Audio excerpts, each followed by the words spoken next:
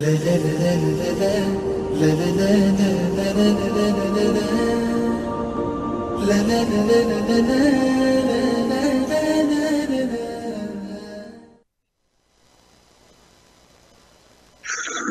بالله من الشيطان الرجيم. بسم الله الرحمن الرحيم.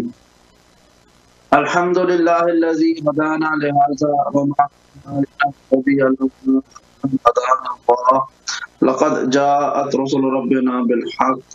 الصلاة والسلام على أشرف الأنبياء والمرسلين حبيب إله العالمين أبي القاسم محمد صلى الله عليه وعلى آله الطيبين الطاهرين المعصومين الذين أذهب الله عنهم الرجس وطهرهم تطهيرا. اللهم صل على محمد وآل محمد واللعنة الدائمة على أعدائهم أجمعين من يوم عداوتهم إلى قيام يوم الدين. اما بعد. محترم مکرم سامعین کرام، السلام علیکم ورحمۃ اللہ وبرکاتہ۔ محترم ناظرین کرام، یہ سلسلہ جو کہ اس ماہ مبارک رمضان کے ان خوبصورت ایام میں جاری و ساری ہے، آج 15 ماہ مبارک رمضان بھی ہے، جو کہ نواسہ رسول، جگر گوشہ بطول اور حضرت امام حسن مجتبیٰ علیہ السلام کہ جو مدینہ میں رہتے ہوئے بھی آپ نے اپنی بہترین حکمت عملی کے ذریعے کوفہ اور شام کے میدانوں کو اس طرح سے فتح کیا کہ دشمنوں کے رخ پر پڑی ہوئی جھوٹی اور منافقت کی نقاب کو آپ نے کھرچ کر پھینک دیا۔ یہی وجہ ہے کہ آج اسلام ہمارے پاس زندہ و موجود ہے، سالم اور ثابت ہے۔ یہ وہ اسلام کہ جو اللہ کے رسول نے پہنچایا تھا، وہ اسلام ہمارے پاس اگر موجود ہے تو اس کا ایک سبب، ایک ستون وہ امام حسن مجتبیٰ ہیں۔ ان کے روز ولادت کے حوالے سے بھی آج کا دن بہت متبرک اور مبارک ہے۔ پروردگار سے دعا ہے کہ وہ ہمیں اور آپ کو اس دن کے صدقے میں، اس مولود بابرکت کے صدقے میں ہمارے لیے اس دن کو خیر و برکت کا باعث بنائے اور ہماری تمام دعاؤں اور حاجات کو اپنی بارگاہ میں قبول اور منظور فرمائے۔ انہی مبارک ایام میں آج ہمارا چھٹا دن کہ جو جاری اور ساری ہے اس بہترین دعا کے ذیل میں، اس کے رحاب میں، اس کی ومضات میں کہ جو ہم حاصل کرنے کی کوشش کر رہے ہیں، جس کا نام دعائے ابو حمزہ صومالی ہے۔ یہ وہ بہترین دعا جس کا تذکرہ آپ نے پہلے اشرے میں بھی سنا اور اب بھی آپ سن رہے ہیں۔ اس کے جہاں تک کل ہم پہنچے تھے اپنی گفتگو کے اس موڑ پر کہ جس میں یہ دعا کے الفاظ ہمارے سامنے آتے ہیں کہ انت المحسن ونحن المسیئون فتجاوز یا رب عن قبیح ما عندنا بجمیل ما عندک، کہ اے پروردگار تو محسن ہے، تو احسان کرنے والا ہے اور ہم جو ہے وہ گناہ کرنے والے ہیں۔ میں نے آپ کو حضرت آدم کا جو واقعہ بھی سنایا تھا 2 دن پہلے، جس میں نے وہ روایات کا خلاصہ آپ کے سامنے پیش کیا تھا۔ پروردگار نے وہ ذکر فرمایا تھا وَعَلَّمَ آدَمَ الْأَسْمَاءَ، کہ پروردگار نے آدم کو کچھ ناموں کا علم دیا اور پھر تم عرضہم علی الملائکۃ، پھر فرشتوں سے کہا کہ تم مجھے بتاؤ یہ نام کس کے ہیں، تو انہوں نے کہا قالوا ما علمنا الا ما علمتنا، ہمارے پاس تو وہ علم ہی نہیں ہے سوائے جتنا تو نے ہمیں عطا کیا ہے۔ تو پھر پروردگار نے آدم سے کہا کہ آدم تم بتاؤ فرشتوں کے سامنے کہ وہ کون سے انوار ہیں، ان کے کیا نام ہیں۔ جب حضرت آدم نے نام بتانا شروع کیے تو انہوں نے یہ جملے کہے تھے، خلاصہ کلام یا مضمون کلام حضرت آدم یہی تھا کہ آپ نے یہ نام اس طرح سے انجام دیے، ارشاد فرمائے۔ آپ نے کہا تھا کہ ھذا محمد وانت المحمود، ھذا علی وانت الاعلی، اسی طرح سے ھذہ فاطمہ وانت فاطر السماوات، ھذا الحسن وانت المحسن وھذا الحسین وانت قدیم الاحسان۔ تو یہ جو لفظ محسن ہے، حالانکہ احسان کرنے والا ہی ہوتا ہے محسن، تو یہ اس کی نسبت پروردگار کا ایک لقب ہے नाम सिफती है मोहसिन, जिससे मुश्तक करके इमाम हसन का नाम रखा गया। और ये हमारी खुश नसीबी है कि आज के दिन इमाम हसन मुश्तबा की विलादत का बासादत का दिन भी है, 15 रमज़ान मुबारक भी है। और हम इस हवाले से गुफ्तगू करते हुए इस दुआ मोहम्मद सुमाली के जिस जुमले पर पहुंचे हैं वो जुमला भी है अंतल मुहसिनो व नहनुल मुसीऊन, कि तू एहसान करने वाला है और हम गुनाह करने वाले हैं, हमारे खताएं हैं। तो परवरदिगार से ये दुआ करते हैं परवरदिगार के आज का दिन कि तू ही मोहसिन है, तेरे इस मोहसिन नाम से ही इमाम हसन मुश्तबा का नाम मुश्तक किया गया। और हम तुझसे इसी हसन मुश्तबा की आमद के दिन तेरे नामी इसमें गिरामी मोहसिन के सदके में दुआ करते हैं कि तू हसन के तवस्सुल से हमारे खताओं को माफ करने वाला है, क्योंकि वह नाहनु मुसीऊन के हम तो खता करने वाले हैं, हमारा काम है खता करना, गुनाह करना, मासियत करना, ना चाहते हुए भी हमसे ये गुनाह हो जाते हैं। हम नहीं चाहते गुनाह हो जाते हैं, लेकिन ये इंसान की इंसानियत का सबूत है कि इंसान ना चाहे लेकिन गुनाह हो जाता है। ये बताता है कि हम इंसान हैं। अगर हम इंसान मासूम होता तो वो गुनाह ही ना करता। हमारा गुनाहों का सरकद हो जाना, ना चाहते हुए भी गुनाह कर लेना, इस बात का सबूत है कि हम लोग गैर मासूम हैं। मासूम वो हैं कि जिनके तवस्सुल से हम जैसे गुनहगारों के गुनाहों को माफ करता है खुदा। तो हम खुदावंद करीम से ही दुआ करते हैं। और फिर अगले जुमले जहाँ पे कल हमारी गुफ्तगू पहुंची थी, फतजावज या रब अन क़बीह मा इंदना बिजमील मा इंदका, ऐ परवरदिगार तू बदल दे, माफ कर दे और बदल दे उस बुरे को जो हमारे पास है उस अच्छे के साथ जो तेरे पास है। जो हमारे पास कभी है तो इसको बदल दे उस जमील के साथ जो तेरे पास है। मैंने कल यहाँ पर गुफ्तगू की थी कि परवरदिगार की बारगाह में सब कुछ जमील है, खुदा के यहाँ में कुछ कभी नहीं है। जो कुछ भी अल्लाह की बारगाह में है वो सब जमील है, जो कुछ भी है वो सब जमील है। अल्लाह कभी नहीं रखता, ये कभी ही जो है वो मखलूक के पास है, ये हमारे और आपके पास कभी है। ये खुदा की मखलूकात के पास जो कबीहात हैं, जो बदअमालियां हैं, जो गलतकारियां हैं, ये खुदा की मखलूकात के पास है, खुदा के पास नहीं है। खुदा के पास अगर कुछ है तो सिर्फ जमील है। और हम इसलिए दुआ करते हैं परवरदिगार हमारे पास तो सब कुछ कभी है, तेरे पास सब कुछ जमील है। तो तू अपने इस जमील सिफात के जरिए, इस जमाल के जरिए हमारे क़ुब्ह को, हमारे कभी सिफात को, हमारे कभी अमाल को तू माफ फरमा दे और बदल दे हमारे कबीहात को अपने जमील के साथ। वो क्या है? मसलन अगर एक शख्स खयानत करता है, ये कभी अमल है, उसे परवरदिगार अपनी सिफत जमील के साथ बदल दे, यानी उसको अमानतदार बना दे। झूठा है, कभी बात है झूठा होना, और उसको सिद्क सिखा दे, सच्चा कर दे ताकि वो जमील हो जाए। तो इस कभी और जमील से मुराद ये जाहिरी जमाल नहीं है, ये जाहिरी हुस्न जमाल नहीं है, बल्कि इस कभी से मुराद हकीकी जमाल है। हमने ये देखा कि अगर खूबसूरत होने पर आए, यानी जिस जमील पर आ जाए, तो वो भी है। हमने देखे कि अगर इसे जाहिरी मुराद न ली जाए तो दुनिया हमारे सामने ऐसी मिसालें पेश करती है कि हम और आप हमारे जहन दंग रह जाएं। कैसे? कहा कि जाहिरी तौर पर अगर ये बातनी जमाल देखा जाए तो बिलाल भी काबे की छत पे नजर आता है, और अगर जाहिरी जमाल कोई शय होती तो अबू लहब की बीवी जिसका लक़ब उम्मे जमील था उस पर परवरदिगार लानत ना करता। इसका मतलब यह है कि यहाँ पे जाहिरी जमाल मुराद नहीं है।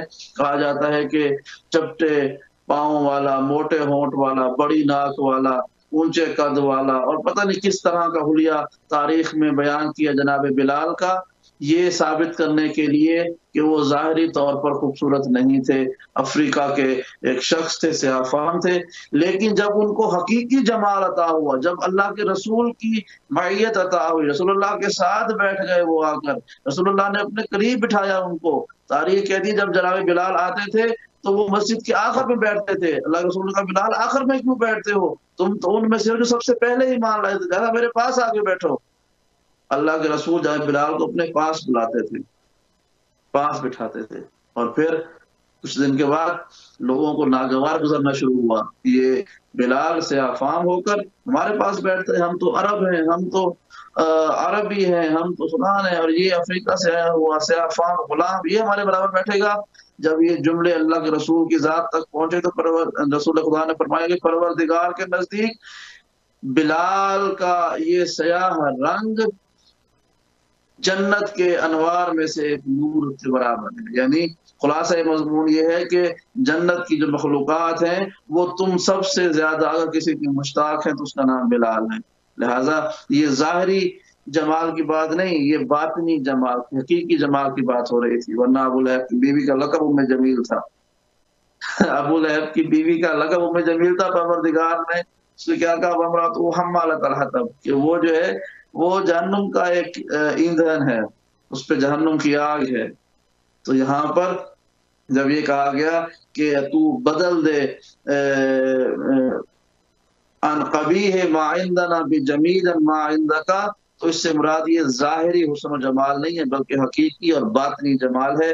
اور پھر آگے اگلے لفظ جو آج کی ہماری گفتگو کا جو ہے وہ آغاز ہے وہ یہ ہے کہ وَأَيُّ جَهْلٍ يَا رَبِّ لَا يَسْعُهُ جُودُكَ، اور وہ کون سی جہالت ہے، وہ کون سی اگنورنس ہے، وہ کون سی فراموشی ہے اے پروردگار کہ جو تیرے کرم تک نہیں پہنچ سکتی، یا تیرا کرم جس تک نہیں پہنچ سکتا. تیرا کرم، تیرا جود، تیری سخا بہت زیادہ ہے، اور ہماری جہالت، ہماری لا علمی، ہماری ناشکری اگر ہم کر بھی دیں تو پروردگار تیرے کرم سے زیادہ نہیں ہوگی، تیرا کرم ان سب سے زیادہ ہے. اور پھر اگلے جب الفاظ کو ہم دیکھتے ہیں تو بڑے خوبصورت الفاظ جس میں پروردگار جو ہے وہ فرماتا ہے، جس میں الفاظ پروردگار کی بارگاہ میں ہم الفاظ استعمال کرتے ہیں، یا واسع المغفرہ، اے وہ کہ جس کی مغفرت بہت زیادہ ہے، یا باسط الیدین بالرحمہ، اے وہ کہ جو دونوں ہاتھوں سے اپنی رحمت کے ذریعے عطا کرتا ہے. اور یہ جو جملے ہیں باسط الیدین، اس کا مطلب ہے عطا کرنے والا دونوں ہاتھوں سے. تو اس کا مطلب یہ جو ظاہری ہمارے ہاتھ ہیں ان ہاتھوں سے مراد نہیں ہے، پروردگار کے ایسے ہاتھ نہیں ہے. پروردگار جسم کی قید سے آزاد اور منزہ ہے، پروردگار کے یہ ہاتھ نہیں ہے، بلکہ پروردگار یہاں پر جملہ ہے کہ باسط الیدین بالرحمہ، اپنے رحمت کے ذریعے اپنے ہاتھوں سے عطا کرنے والا. یہ ایک بالکنایا کہا گیا ہے کہ اگر اللہ کے رحمت کو سمجھنا چاہتے ہو، جیسے ایک سخی انسان اپنے دونوں ہاتھوں سے لٹاتا ہے، عطا کرتا ہے، اسی طرح سے پروردگار کو بھی اگر تم سمجھنا چاہتے ہو، اس کی رحمت کے عطا کو سمجھنا چاہتے ہو، دیکھو جیسے وہ اپنے دونوں ہاتھوں سے عطا کرتا ہے، بالکل اسی طرح سے وہ عطا کرتا ہے. پھر وہ یہ نہیں دیکھتا کہ مانگنے والا کون ہے، مجھ پر ایمان لایا یا نہیں لایا، بس وہ عطا کر دیتا ہے. تو ہم تو یہی کہتے ہیں یا باسط الیدین بالرحمۃ، تو اپنے دونوں ہاتھوں سے عطا کرنے والا ہے اپنی رحمت کے ذریعے. لہٰذا ہم تو تیرے گنہگار بندے ہیں، گنہگار ہیں لیکن بندے تو تیرے ہیں، مانگنا تجھ سے ہی ہے، ہم نے کہیں اور نہیں جانا ہے. لہٰذا ہم پہ اپنی رحمت کے سائے کر تاکہ ہم کسی اور مخلوق کے سامنے اپنے ہاتھ کو نہ پھیلائیں. کیوں؟ کیونکہ تو وہ ہے کہ جس کی رحمت بہت زیادہ ہے، جس کی مغفرت بہت زیادہ ہے، یا واسع المغفرہ جس کی مغفرت بہت زیادہ ہے، یا باسط الیدین بالرحمہ جس کی رحمت دونوں ہاتھوں سے بانٹی جاتی ہے. کتنی خوبصورت بات ہے. اور پھر فرمایا کہ لمن تہا الی من المعرفۃ بجودک وکرمک وانت الفاعل لما تشاء، کہ اے پروردگار مجھ تک تیری معرفت جو ہے تیرے کرم اور جود کے ذریعے جب پہنچتی ہے تو وہ اپنی حدوں کو پار کر لیتی ہے، وہ نہیں ہوتی. مجھ تک اگر رک بھی جائے تو وہ رکتی نہیں ہے. اس لفظ کا مطلب اگر میں آسان زبان میں سمجھاؤں تو اگر وہ رک بھی جائے تو وہ رکتی نہیں ہے. اور اگر دنیا کو نظر آئے یا مجھے نظر آئے کہ یہ رک رہی ہے تو وہ رکی نہیں ہوتی ہے، کیونکہ تیری رحمت ہے، تیرا کرم ہے، تیرا جود ہے، اور تیرے جود و سخا کی جو حدیں ہیں وہ مجھ تک اگرچہ ظاہرا نہ پہنچ رہی ہوں لیکن پہنچ جاتی ہیں. یہ ظاہرا نہ پہنچ رہی ہوں لیکن پہنچ جاتی ہیں کیونکہ تو ہی ہے جو پہنچانے والا ہے. کیوں کہ پھر فرمایا لفظ وانت الفاعل لما تشاء، تو جیسا چاہتا ہے ویسا کر لیتا ہے، تو جس طرح سے عمل کرنا چاہتا ہے، جو تو فعل انجام دینا چاہتا ہے، ما تشاء تو وہ انجام دے دیتا ہے، تجھے کسی سے پوچھنے کی ضرورت نہیں۔ یعنی پروردگار کی ذات وہ ہے کہ جسے اپنے کام کو انجام دینے کے لیے، اپنے عمل کو انجام دینے کے لیے کسی شے سے پوچھنے کی ضرورت نہیں ہے، کسی فرد سے، کسی مخلوق سے پوچھنے کی ضرورت نہیں ہے، انتظار نہیں کرتا وہ کسی سے اجازت لینے کا، یا کسی کام کے وقوع پذیر ہونے کے لیے کسی کا محتاج وہ نہیں ہوتا ہے۔ وہ کہتے، یہ لفظ کہتے ہیں کہ انت الفاعل لما تشاء، تو جیسا چاہتا ہے انجام دیتا ہے، کسی کی اجازت کی ضرورت نہیں ہے۔ قرآن مجید کی آیات کی تائید میں یہ الفاظ ہمارے سامنے آتے ہیں، انما امرہ اذا اراد شیئا ان یقول له کن فیکون، کہ وہ پروردگار اس کا امر یہی ہے کہ جب وہ کسی شے کا ارادہ کرتا ہے تو اسے کہتا ہے کن، ہو جا، فیکون، تو وہ ہو جاتی ہے۔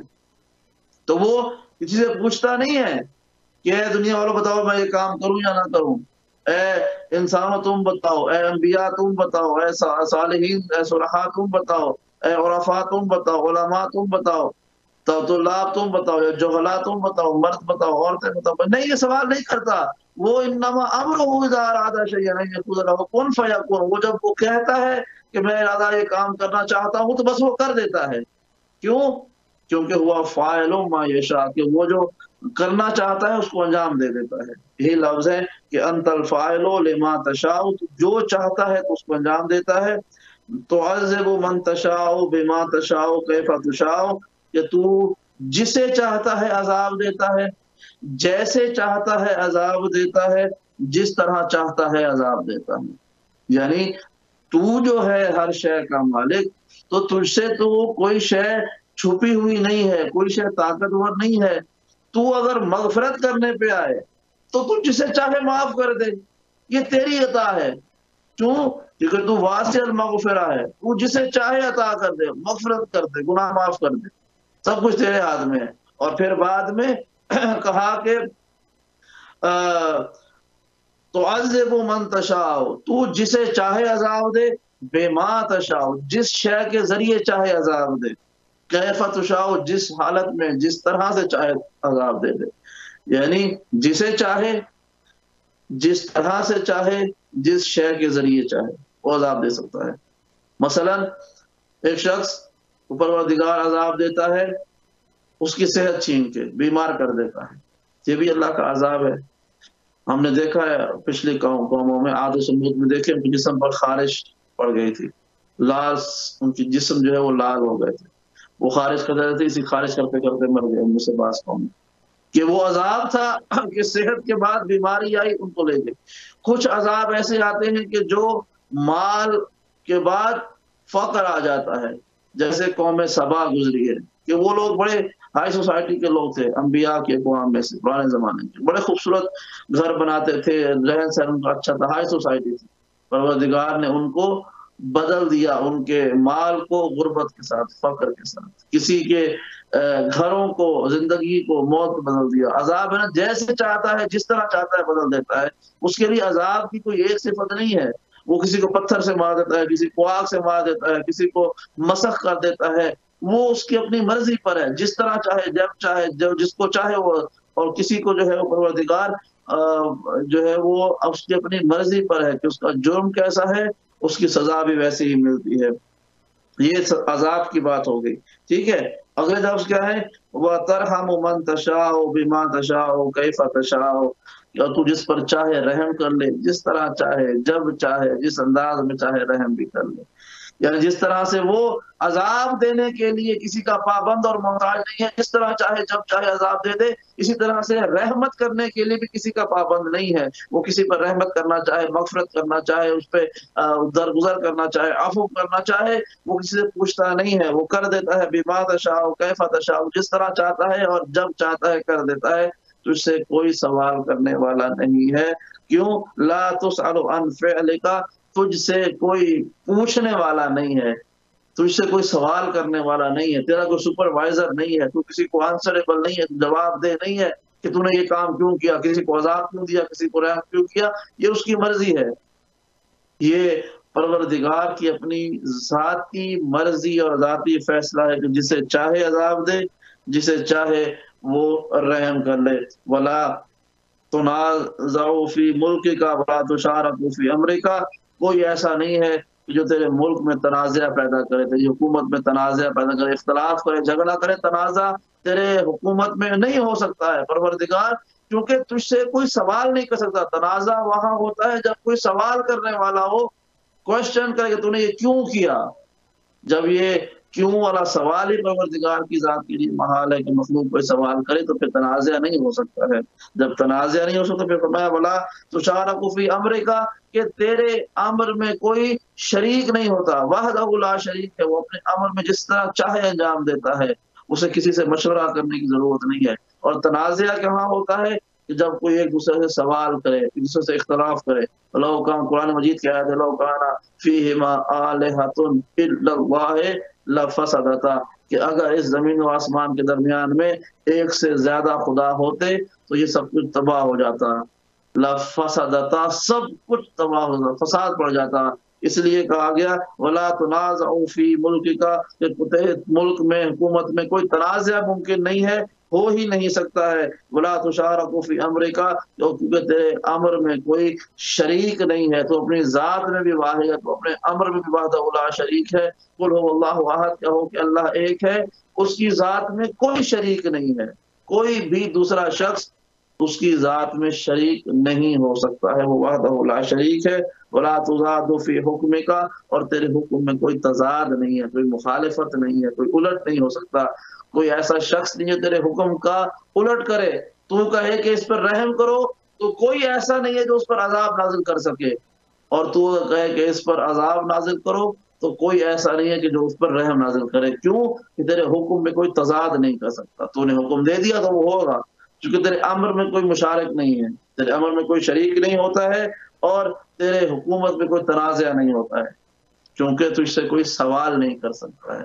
ہر شے میں اپنی ذات پر مالک و مختار ذات کا نام پروردگار ہے۔ اور ولا یعترض علیک احد فی تدبیرک، اور جو تو تدبیر کرتا ہے، جو تو منصوبہ بناتا ہے، جو تو پلان کرتا ہے، جو تو ایک کے بعد ایک نظام بناتا ہے، اس کے اندر کوئی اعتراض کرنے والا نہیں ہے، کیونکہ اعتراض وہ کر سکتا ہے کہ جو اس سے زیادہ سمجھدار ہو، اس سے بہتر تدبیر کر سکتا ہو۔ یہاں پر پروردگار کے بارے میں جملہ کہتے ہیں کہ کوئی ایسا نہیں ہے جو تیری تدبیر میں، یہ جملہ بھی ہم کہتے ہیں کہ وہ مدبر الامور ہے نا، وہ کاموں کو سلجھا کر کرنے والا ہے۔ جب وہ کاموں کو سلجھا کر کرنے والا ہے تو اس کے علاوہ کون ہے جو اس کے لیے اس سے بہتر کام کر سکے۔ لقل خلق والامر تبارک اللہ رب العالمین، کہ بے شک تیرے لیے ہی مخلوق ہے اور تیرے لیے ہی امر ہے، اور تو ہی بابرکت ہے، تو عالمین کا رب ہے۔ ہمارا وقت میں ختم ہو رہا ہے، میں خلاصہ بیان کر دوں کہ پروردگار جسے چاہے رحمت دے، جسے چاہے عذاب دے، جس طرح جس انداز میں جس شے کے ذریعے چاہے رحمت دے، جس شے کے ذریعے چاہے عذاب دے، اس سے نہ سوال ہو سکتا ہے، نہ اس کا اعتراض ہو سکتا ہے، نہ اس کی ذات میں شریک کیا جا سکتا ہے، نہ اس کی حکومت میں تنازع ہو سکتا ہے، اور نہ ہی جو ہے وہ اس کے امور میں کوئی اختلاف کر سکتا ہے، کیونکہ اس سے بہتر اور کوئی شخص نہیں ہے۔ اختلاف یا تنازع یا شرکت وہ کرتا ہے جو اس جیسا ہو یا اس سے بہتر ہو۔ پروردگار کی ذات سے نہ کوئی بہتر ہے، نہ کوئی اس جیسا ہے۔ زیادہ پروردگار جو ہے وہ اپنی ذات میں چونکہ منفرد ترین وجود ہے، لہذا ہم خدا کی بارگاہ میں ہی سر بس سجدہ کر کے یہ دعا کرتے ہیں کہ ان الفاظ کے ذریعے ہمارے دعاؤں کو قبول اور منظور فرمائے۔ خدا بند کریم اس ماہ مبارک کے فیوز و برکات سے بہرہ ور فرمائے، خاص طور پر آج کے دن سے جو امام حسن مجتبیٰ کی ولادت کا دن بھی ہے۔ پروردگار ہمارے نیک اعمال کو اپنی بارگاہ میں قبول منظور فرمائے، اور ہمارے لیے اس کو سامان شفاعت اہل بیت قرار دے اپنی دعاؤں میں۔ ہمیں ہماری ٹیم کو یاد رکھے گا انشاءاللہ تعالی۔ پھر کل ملاقات ہوگی اسی پروگرام میں۔ والسلام علیکم ورحمۃ اللہ وبرکاتہ۔